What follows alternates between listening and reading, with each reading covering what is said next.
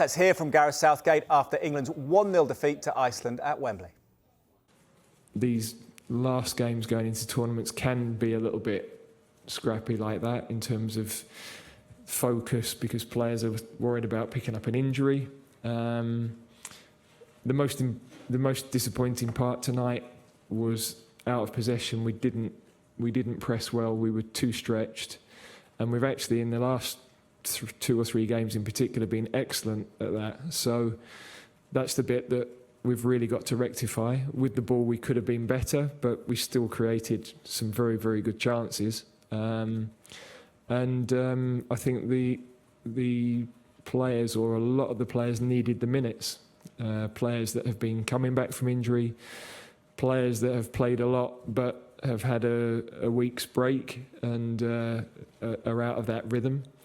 And of course, at the end, where you ideally want the experience on the pitch to keep the calm and work your way back into the game, we were needing to take those players off to look after them.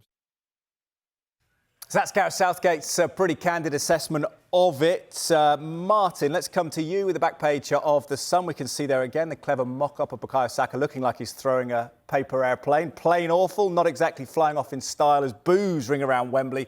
Tom Barclay, their reporter on the night. Any reason to be concerned, Martin? What was your assessment of England?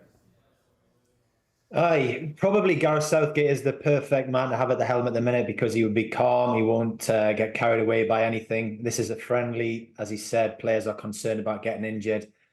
I might not look it, but I'm old enough to remember 1986, where England played 2 group games in the World Cup and were awful. And then Peter Beardsley got put in, was brilliant. Gary Lineker was brilliant. And for the last 30 odd years, people have moaned only about Diego Maradona's handball and not how awful England started that tournament. So it turns very, very quickly, and this is a friendly, so therefore we have to put in perspective. However, there are concerns in that suddenly on the eve of a tournament, it's kind of revolution has become Gareth's kind of calling card rather than evolution. Trusted players like Marcus Rashford, Jack Grealish and James Maddison have gone. He's playing with a lot of very quick wingers. Anthony Gordon started the game very well and has had a brilliant season for Newcastle, and on the other side, Cole Palmer has had a brilliant season as well, and he started brightly. And if his delightful floated cross is flicked in by Harry Kane, we may be talking in a different terms here. If Anthony Gordon takes a chance in different terms as well, that's probably the plus points. The negative points from there are that this is actually a game where you miss Jack Grealish, and when you're playing Slovenia in the European Championships, you will have a lot of possession deep in there in the final third, and that is what he's used to doing at Manchester City, and that's what he's done and been trained to do by Pep Guardiola. Some of these players like Eze and Palmer and Gordon are used to breaking at speed, and that's not going to be the way England, I don't think, are going to play in the European Championship, certainly not in the group stage. So that's a concern, getting that to link. Kobbie Mainoo was playing very high if he's kind of being pushed to be the defensive midfielder alongside Declan Rice.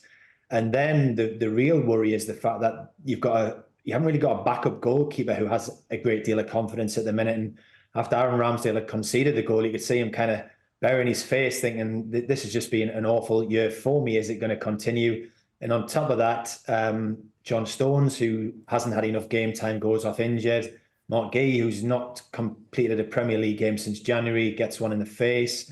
Kieran Trippier has not played a great deal for Newcastle in the last couple of months. He's not fully match fit. You've got Lewis Dunker's in the stands. You're looking at Harry Maguire hasn't gone. Luke Shaw's not fit. It looked fragile. It looked an area of concern if England have had their first choice defence. But as things are standing, that would be a real worry if I was the England manager going into a major tournament. An unsettled back four who haven't played many minutes, never mind many minutes together. Somehow he's got to make them gel basically in time for the tournament. Indeed. You mentioned, Martin, the volley from Kane off the cross from Palmer, just flashing over the crossbar. Phil Foden going close as well. Riath pictured here in the Telegraph. Reality check is their lead headline. England booed as Iceland claims shock win at Wembley. Stones forced off with ankle injury in final Euros warm-up game. Matt Law there for them. Reality check, is that right? How do we reflect on perhaps the last couple of days with England and Gareth Southgate? Will he think perhaps it was maybe overly chaotic, poorly planned?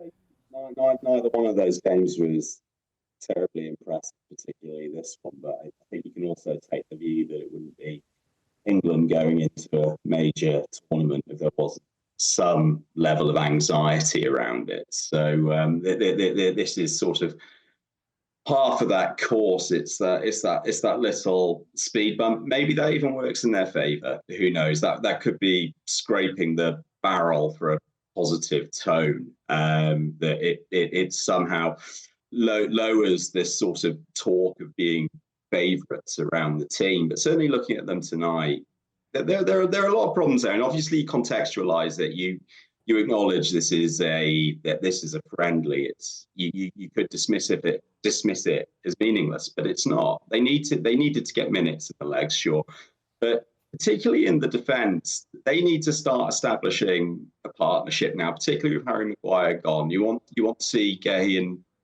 John Stones gel. That's not worked out tonight.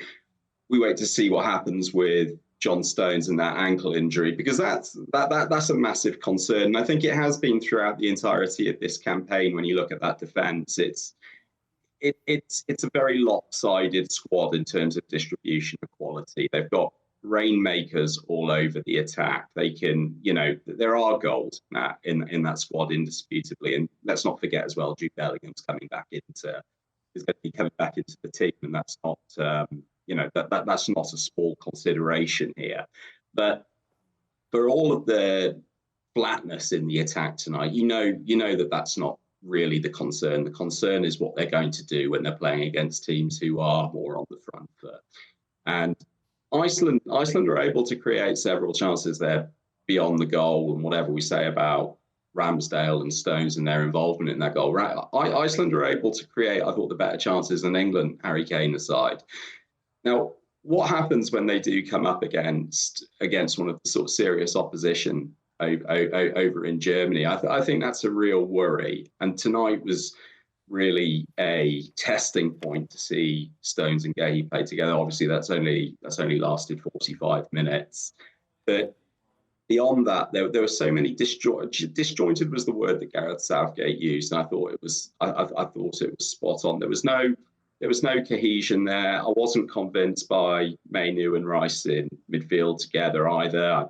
I don't know. I feel like I'm in a minority on this. I'd like to see Conor Gallagher get a game there. I think in terms of when Southgate's talking about pressing and intensity, I think that's something that Conor Gallagher does extremely well. We've not seen him given a chance. But again, remember, it's a friendly. It's a brilliant squad, but if we're to look at the night on its merits, it was very poor. Okay, very poor. Your take on it. The headline in the Mirror, Martin, ice scream. We'll remember the Iceland, of course, at Euro 2016. Perhaps this isn't quite as traumatic for England fans, not being a competitive fixture, but Phil Foden again pictured with his head in the net. England booed off as Son melts. That's a Thorn Steinson. That's a bit of a stretch, that. But melts Southgate's sloppy Lions, who suffered demoralising defeat in Euros send-off.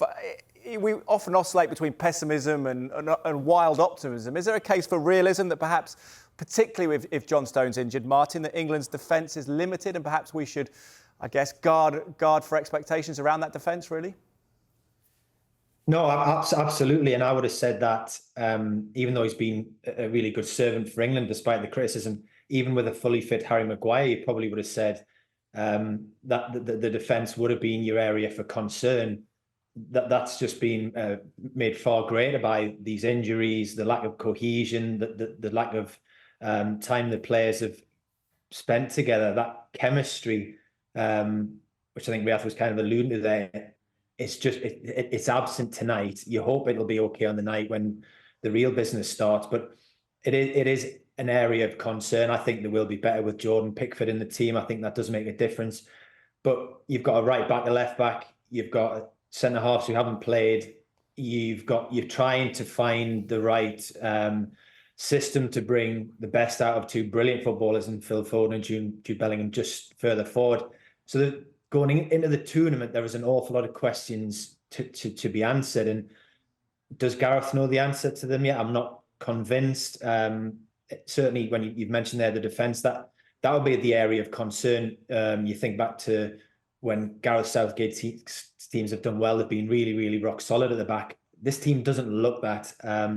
The goal was sloppy from about 3 or 4 different positions. You could see John Stones having a word with Ramsdale when the goal went in. These are players who haven't played together a great deal. So there's a lot for them to pick up in a very short space of time. And, you know, the tournament is here. And are England ready? They don't feel ready. But as I said before, it can turn very, very quickly.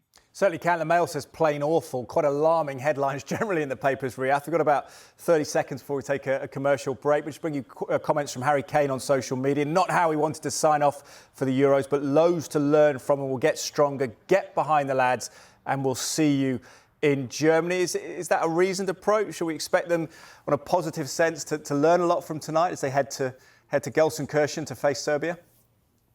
They've got plenty of scar tissue from Iceland across the past 8 years, but I think they've got enough to, and they've got 9 days to park this out of their system and move on. I don't think an excessive reaction is necessary. Southgate can keep his job for now.